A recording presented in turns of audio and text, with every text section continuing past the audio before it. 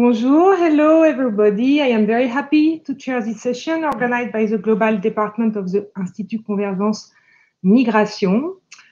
Let me begin, if you may, by a few words on our global department. I have the honor to head with the incredibly effective help of Antonin Durand that I wish to greatly thank today. Antonin, I know you are here, and thank you. Merci pour tout. Our department is devoted to explore and consider migrations in a global context, with a particular focus on what global, transnational, connected, or comparative approaches can bring to the comprehension of migrations. The specificity of our research is to try to apprehend migrations in a long period of time, which does not mean that our department only gathers historians, but that we try to pay attention to long-term phenomena and their effects on contemporary migrations. That is why we decided to focus this session to the migrations of 19th and 20th centuries in imperial contexts. Our purpose is to cross the history of migration with the very dynamic field of imperial studies, trying to understand how the legacies of European empires shaped the modern circuit of migration. This session should have offered us the opportunity to compare two spaces, the Caribbean and North Africa. Unfortunately, Emmanuel Blanchard, who should have represented North Africa, could not make it in the end, so we will focus on the Caribbean area. However, this will not prevent us from comparing different empires, the Spanish one and the French one, and different periods of time from the 19th century to World War II. To begin, I'm very happy and honored to give the floor to Eric Jennings, who will be our first and keynote speaker. Eric is distinguished professor at the University of Toronto in Canada, and an award-winner historian.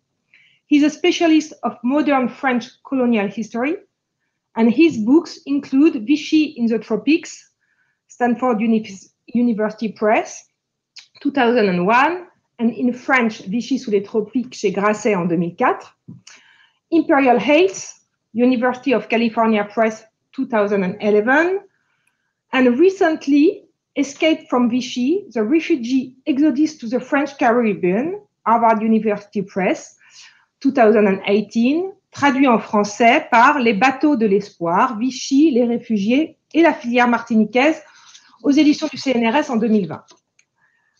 This book is really wonderful, and I want to thank him to introduce our session with his speech, a keynote speech, entitled The Martinique Refugee Escape Route 1940-1941. Eric, the floor is yours, and thank you again for being with us today. Thank you very much, Claire, and thank you to Antonin Durand as well. It's a real pleasure to be here today. This is a rather odd virtual format for me, but I'm sure it is for everybody else as well. So I'm happy to field questions in either English or French afterwards. My presentation today is going to engage with the broad contours of the book that Claire just described, and I'm going to ask really three questions. One is about the raison d'être of this Martinique escape route. The second is about the word escape itself. Was this an expulsion, a rescue, or maybe a little bit of both? And so I want to complicate a little bit the notion of migration using some of Nancy Green's criteria for both considering the pull and push factors, as well as questions of autonomy and agency of the refugees themselves. And then lastly, I want to try to examine what the French call the système D, which is to say how some of these refugees managed to get on the boats bound for Martinique. Next slide, please. So as Claire mentioned, this is derived from my book. You see the cover here, shamelessly promoted in both languages. And I'll talk a little bit more about the image that you're looking at, which is the refugees leaving westward from Marseille towards Fort-de-France in 1941 on board the Paul Lemaire cargo ship. But I want to begin a little bit by setting the stage for this paper with the refugee crisis in France. Many have written on this subject, so I'll be relatively brief. But I want to remind everyone, that the refugee crisis in France was particularly acute after the fall of France. That a great many refugees found themselves at risk, starting, of course, with the refugees of German and Austrian nationality, or those who had their nationality stripped from them and who were stateless. A great deal of chaos reigned, with refugees, in many cases, trying to cross the ligne de démarcation, the demarcation line, to the southern zones. And this map, of course, reminds us of the way in which France got carved up. I also want to stress, of course, that the Martinique escape route is but one of many. Many more refugees left successfully via the Pyrenees, over the Pyrenees to Spain. Many others, of course, went over the Alps to Switzerland. But I do want to suggest that the Martinique escape route probably saved, I estimate, 5,000 people on board no fewer than 20 crossings from Marseille to Fort-de-France between the summer of 1940 and May of 1941. So it's a very significant escape route that had been, I think, previously neglected. Next slide, please. So I mentioned this refugee crisis. The camp at Les Milles nicely encapsulates some of the issues that I want to bring forward. It began, of course, not at all as what it would become, which is to say an antechamber of Drancy, itself an antechamber of Auschwitz. It began as a refugee camp between the wars to house, in particular, Spanish Republicans, as well as other refugees in that era. Let's not forget that France, of course, had housed a great many refugees from Spain, Italy, Germany, Central Europe, all fleeing the dictatorships of that era, and that really between the wars, France became the #1 land of asylum on the planet, ahead of, for instance, the United States or Canada. So Les Milles, as I said, encapsulates the different stages, stages of discrimination, exclusion, and expulsion that I want to talk about. And really, in the summer of 1940, it was still possible to leave Les Milles. I'm not suggesting that conditions were pleasant. On the contrary, here you have a sketch by, of course, the famous German artist Max Ernst, showing the stateless reduced to the state of files, des limes métalliques, files because the refugees so desperately wanted to escape. But the truth is that until really early 1941, if one had the right contacts, if one had sufficient funds, because of course money is part of the story here in class as well, one could get out of Les Milles. What was required to leave was an exit visa, as well as proof of being able to board one of the boats. So it could be a boat for Lisbon, it could be a boat for North Africa, it could be a boat for Shanghai, and of course it could be a boat for Martinique. Next slide, please. And I want to suggest right off the top that this Martinique plan was something that was trickling down the discussions amongst refugees. So this is a quite wonderful song that was interpreted by Fred Nathan at Gurs in 1941. You have the French version on the left. I'm not going to sing it, I promise you. But here's my rough translation. Do you know the Antilles? That's where we should live as a family. What is the object of all your dreams? Paradise, Martinique. Where does one drink rum like milk? What do the Cohens and the Müllers dream of? Oh, Martinique. The sun would shine and my heart would bound. Oh, Martinique, if I were in your arms. In other words, word is getting out amongst the Jewish refugees in particular at this camp at Gurs that Martinique is a haven, that it is a place where refugees can leave. Now, I should add that refugees tend at this point to have a list, a hierarchy, if you will, of different places where they might go. The ideal list, of course, is to leave directly to the Western Hemisphere, but that's not always possible. So you see refugees navigating this list. And I'll talk in a little bit about some refugees who thought that they might be going to Palestine. They thought that they might be going to Lisbon, and instead they end up going to Martinique. So there's a great deal of contingency. there's a great deal of flux. Nevertheless, this song reminds us that Martinique was on people's minds in this setting as the refugees tried to leave. And these refugees are a varied bunch. So as you see here, there's German Jews, there's Spanish Republicans, there's Italian anti-fascists, there's, of course, German Social Democrats, communists, etc. They're an extremely diverse group. Next slide, please. Then, of course, the question becomes the raison d'être of this route. How was it possible for, as I explained, 5,000 refugees to leave for Martinique from southern France, from non-occupied France, between the summer of 1940 and May 1941? And this is something that I took well over a decade to figure out, in part because there's many different avenues, there's many different aspects to this story. One thing was clear to me, which was that Varian Fry and other humanitarian organization leaders had benefited from the Martinique corridor. And this is what the famous humanitarian Varian Fry says in his memoirs, Surrender on Demand. Quote, "It was the ships to Martinique which really kept us busy. We couldn't have thought up anything better if we'd had the power to arrange the route ourselves. These boats not only eliminated the trouble with the transit visas, they also removed the danger of the trip through Spain, for they went directly from Marseille to Martinique, and from there it was possible to go straight to New York. They were almost as good as the much advertised but never realized rescue ship, which was to have gone to Marseille to take refugees directly to New York." So several things are clear from this passage, one of which is that this was a sort of a golden opportunity, almost providential opportunity for humanitarian organizations. But the other aspect is that Varian Fry clearly says, well, I'm not the one who, brought these ships. They were almost providential. Next slide, please. So that begs the question then of why and how these ships were leaving in the first place. This is, sorry, yeah, that was the correct slide. This is an interesting telegram because we're in May 1941, and Varian Fry is desperately pleading with the donors of his organization, the Emergency Rescue Committee, which is led by Eleanor Roosevelt and others. He's desperately pleading with donors, saying, we need your help right now because the Martinique corridor is about to come to an end, thereby closing, quote, the best avenue of escape. And you have a photo here of Varian Fry. Next slide, please. So the boats concretely are leaving the port of Marseille.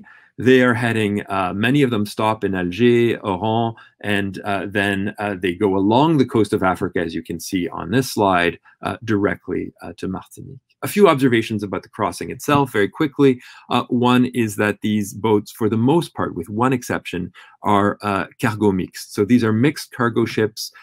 They have between 100 and 800 people on board. They were not designed to be passenger liners, is my point. The other point is that there's a great deal of risk, of course, in an Atlantic crossing in this era. Even though the ships are declared to be neutral ships, they have the lighting of neutral ships, etc., there are still obviously U-boats sinking commercial shipping, and these are, after all, cargo ships. Something could go wrong, and of course, it wasn't impossible that the British Navy might intercept these vessels as well. Next slide. But none of this answers the question that I kept asking myself as I was researching this in the early 2000s, which is, how did the route open in the first place? And here I came upon something really paradoxical, which is that, in my opinion, the route was opened by Vichy, by the Minister of the Interior, Marcel Pérouton, for reasons that were at once xenophobic. France wanted to get rid of surplus populations, quote unquote, and paradoxically humanitarian at the same time. So this is my translation of the key part of Pérouton's letter to the Ministry of the Colonies. Prior to this, Pérouton had tried various embassies. He had contacted the embassies of the United States, Argentina, various other countries. Nobody would take these refugees, and this is a kind of fallback solution to send the refugees to Martinique. Quote, I have the honor of informing you that I'm considering practicing a policy of massive emigration of foreigners who are overrepresented in the French nation and economy, taking their fill of consumer goods without producing any, sometimes suffering from the rigorous treatment that has been imposed on them. Such foreigners cannot remain in this current limbo. A sense of social responsibility, a concern that we not falter in the rules of humanity, give us an obligation urgently to arrange their departure of the greatest number to warmer climes. I have the honor of asking you, given the urgency, to distance these people from the metropole, whether it would be possible to direct a certain number of them to the French Caribbean. So this is the genesis of the Martinique exodus, per se. And as I said, its language is deeply ambiguous. It is at once, from the get-go, an expulsion and a rescue. So why Martinique? Well, one of the answers here is very simple. If theoretically, if a foreigner was already on French soil, then because Martinique was constitutionally nearly entirely part of France, we're not yet in 1946 with the full départementalisation. Nevertheless, it would be possible for that same refugee to be in Martinique if they had the right to be in France. So it removed any barriers. You didn't have to beg for the help of the Argentinians, the Americans, etc. You could just send refugees there. Next slide, please. So I said it was at once an expulsion and a rescue. Here is a clear example of the expulsion side. So this is a document relating to a Jewish-Austrian couple, Harry and Maria Krishalber, who were Austrian trade unionists, hated the Nazis and hated by the Nazis.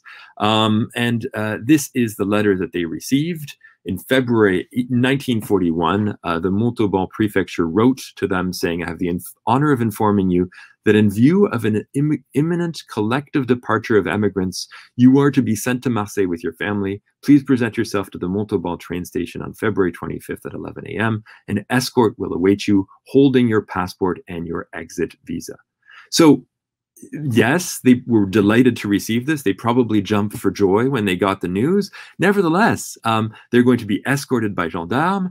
The passport is not being held in their hands. They are clearly also being thrown out of the country. And this is described as a collective departure of immigrants. So expulsion, rescue, a little bit of both. Next slide, please. Here we have the case of Erich Kahn. And what's so interesting, I don't have time to go into detail, but Erich Kahn, again, a Jewish German anti-Nazi musician who was thrown out of Germany, escaped from Germany for France. He and his wife are busy discussing the possible channels of escape, and they go back and forth. And it's Frida, his wife, Frida Kahn, who decides that the Martinique route is better. He writes back saying, oh, I don't know. You know, what's the difference between, he writes, swapping Martinique for Gurs? You know, we're just going to languish in Martinique. And she writes back saying there is a big difference. We'll be in the Western Hemisphere. We'll be safe. Of course, she turns out to be right. And they ultimately decided that. But this shows that even though there is a sort of escape route, there's still a great deal of agency and contingency in terms of who gets on the boats and how. Next slide, please. And so that's where the Système D comes into play. That's where having connections, having perseverance, knowing how to engage with the notoriously sometimes difficult French administration comes into play. And this is Anna Segers, of course, again, German Jewish refugee stranded in France, and she famously recounts in her semi-autobiographical novel Transit how she lined up for hours outside of the Mexican consulate and how the Mexican consul was one of the few helping people out. Next slide, please. She also writes, though, of low-level officials who assisted her. It wasn't just consuls. So at the prefecture, there was a woman, an official, who was working on my documents. She helped me. She was an odd-looking, small and fat, but her eyes were kind, the sort of kindness I'd never encountered before in this country. And she helped everybody. She gave them advice and helped them solve their problems. No file was too complicated for her. You sensed immediately that this woman was ready to help anyone and everyone, that she wanted to make sure that we would get out so that no one would fall into the hands of the Germans and end up in some concentration camp and die for no reason at all. You see, she was one of these people because of whom an entire people will be saved. End of quote. Next slide, please. I was very fortunate through another German refugee's papers to be able to trace the likely bureaucrat who was doing this. And it turns out to be this woman, Anna Esmiol, a low-ranking agent at the Préfecture of the Bouches-du-Rhône in Marseille, who's helping refugees depart. Next slide, please. But Walter Mering himself is an interesting example because he gets multiple barriers thrown in his way, but also multiple helping hands. And so if this is a Martinique corridor, it's a complicated corridor. It's a corridor with many hurdles in it. So this is an anecdote that Mering relates, and it's conveyed and relayed by Varian Fry. He relates how as he's getting ready to leave Marseille for Martinique, the chief of police looked at a shelf in his card so that he could read it running this way. Walter Mering, interdit de sortir de France, décision de la Kundt Commission. Walter Mering banned from leaving France by decision of the Kundt Commission. The policeman then calls the prefecture, and 10 minutes later, he gave me back my papers and said, smiling, leave, scram, maybe it's another Walter Mering. So here you have clear signs of complicity within the administration with this plan, which again returns to the point that this is organized by the prefectures on orders of the Ministry of the Interior. Next slide, please. There are, next to these wonderful stories of escape, some stories of tragic missed opportunities. So this is the classic one in my book, Rudolf Breitscheid and Rudolf Hilferding, the story of the two Rudolfs, who were supposed to leave for Martinique, but were told at the prefecture, at the shipping lines, that they would have to be in a dormitory, that there were no individual bunks left, and so they decided instead to take the next boat. Varian Fry was furious when he heard this, and of course, instead of being able to leave on the next boat, they were arrested and imprisoned and tortured and killed. This begs the question of, what's going on at Vichy? Why is the administration trying to facilitate departures if these people are going to be captured the next day? And the answer, of course, is that Vichy is not a monolith, and that there is, again, a measure of agency going into these departures and escapes. Next slide, please. So I want to close by talking a little bit about the conditions on board, the experience of the refugees, and then what happens in Martinique and what happens to the Martinique line. So you'll remember I told you that these are not passenger liners, these are not luxury cruisers. This is a really interesting photograph by a German Jewish refugee, Ilse Bing, who was leaving for Martinique. She took this picture in the port of Marseille, in the Vieux-Port, and you can tell, in the new port, you can tell that there is a hustle and bustle in the background. But you can also tell that this is not a ship that is designed for mass transport of refugees. And yet on board the Winnipeg, on board the Paul Le Merle, there were 500, 600, 700 desperate refugees. All of them had paid a significant sum to be on board, probably 3 to 5 times as much as a boat crossing like that would have cost before the war. All of them had had to pass the sort of hurdles that I just described to get a visa, and a great many of them had been helped by international organizations such as the Emergency Rescue Committee or HICM, a number of other organizations as well. Next slide, please. So this is another photo by Ilse Bing. I should add that these two photos are held at the National Library at the National Art Gallery in Ottawa, Canada. And here you have her photographing the buoy of the Winnipeg, of the boat on which they're leaving, as the passengers bid farewell to France as they set sail. And we have all sorts of testimony from passengers saying that, they're at once nostalgic of leaving Europe, but they feel that they are out of harm's way as they set sail. Next slide, please. And of course, we have observations by some of the passengers about the nature of this trip. This is one by Victor Serge, the famous Belgian-Russian revolutionary anarchist. Here's what he had to say about the departure. We arrived in Martinique in the last days of April 1941. Us, that is to say 300 refugees from Europe. A little over 200 of them reduced to fleeing the old continent only because they belonged to the people who gave the world Christ, Spinoza, Marx, and Freud, the Jews. Many reactionaries amongst them, incidentally. And then he goes on to talk about the struggles against the Nazis, be they Austrian or German. But he also goes on in a passage that I didn't quote here to talk about the ways in which this replicates previous waves of colonial exodus. And in particular, he thinks back to the Pilgrims and to the Protestant migrants of previous centuries. Next slide. So it's a very self-conscious analysis of these refugees. So this is the one on the poster. Here you have the refugees on board the Paul Le Merle. Victor Serge is on the far left of your image. And as you can see, they are all sporting broad smiles with the idea that they're out of harm's way. Next slide, please. Another shot of these boats showing you the Spartan setting of the cargo. Next slide, please. And here is what happens upon arrival in Martinique. Conditions are difficult. The refugees are thrown back into another kind of camp. It is not like Gurs, it is not like Les Milles. Nevertheless, foreign refugees in particular are treated quite harshly. So this is one of only 2 cameras that were smuggled into the camp. This is the camera of Germaine Krull taking this picture. She's a remarkable character in her own right. German anti-Nazi, goes to join the ranks of General de Gaulle's information services in Brazzaville after this. Anyway, here she is taking illegally a picture of the refugees lining up for water at the camp in Le Lazaret, Martinique. What's interesting, of course, is that the Vichy authorities on location did not want these refugees. They were constantly telegramming Vichy to say, stop sending them, we don't want them, they're unwanted, we have a food crisis already in Martinique, and the Metropole kept sending them. So there's an interesting colonial dynamic there. The other dynamic is international, and that is that the authorities in Martinique, starting with Vichy's Admiral Robert, were very concerned that the Americans were keeping a close eye on these refugees. Next slide, please.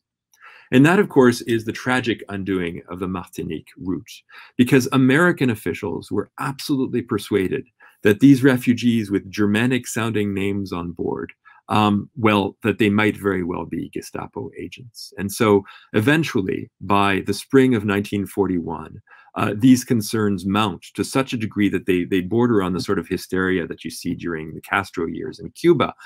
The idea is that there might be wolves in sheep's clothing on board these boats. And the United States, Great Britain, and their Free Dutch ally eventually bring the route to an end by intercepting some of the vessels bound for Fort-de-France, and that really ends the Martinique escape or rescue route in May of 1941. So as you can see, it's a quite ambiguous route, ambiguous not just because of its colonial dimension, but also because of this fundamental tension between, on the one hand, the logic of expulsion, and on the other hand, the logic of rescue. Thanks very much for your attention. Thank you very much, Eric, for this fascinating presentation. I have some questions, and I'm sure the audience has some also. And to everyone, we decided that the Q&A part will be at the end of the panel. So please don't hesitate to write all the questions that you have in the chat box, and we will be we will ask them to Eric and the other speakers at the end of the session. But please do it through the speeches. There is no problem at all doing it this way. Thank you very much, Eric.